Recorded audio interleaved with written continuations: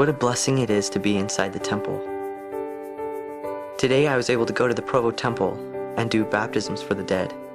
The Spirit has really led me and taught me and comforted me a lot in these last few months.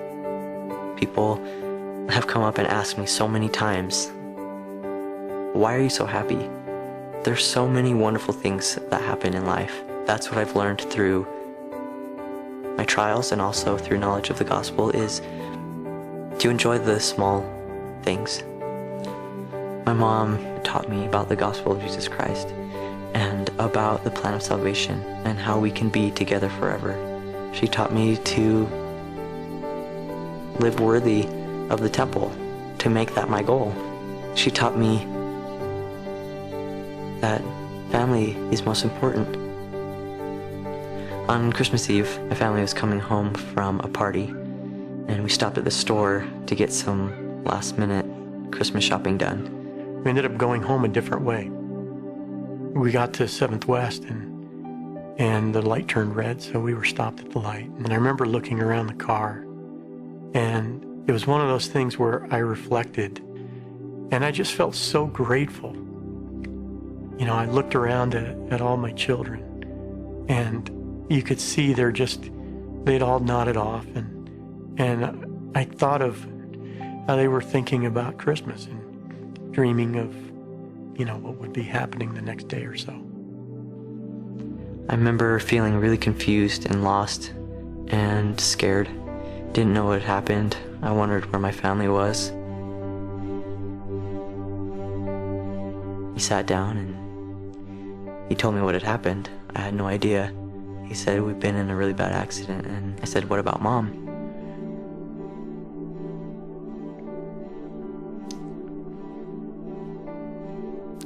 And I just looked at him and I said, she didn't make it. There was just silence. He just sat there and thought.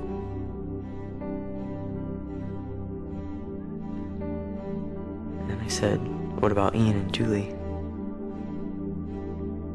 And after a long pause, I said, neither did Ian. And neither did Julie. And he smiled. One tear ran down his cheek. And he said, it's okay, Dad. We're still a family. And that's the way Caleb was.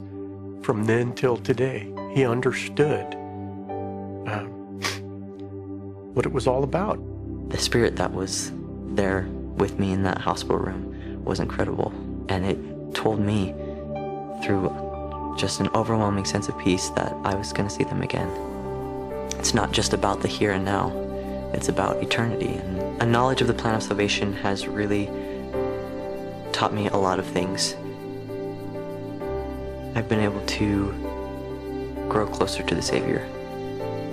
He can stretch our hearts and give us a greater capacity to love.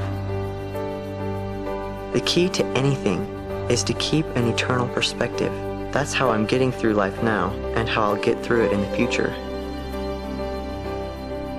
What does it mean to have eternal perspective? It means to remember there are more important things than just the here and now. It means to remember that life continues after death, that the way you act and respond to things in your everyday life have eternal consequences.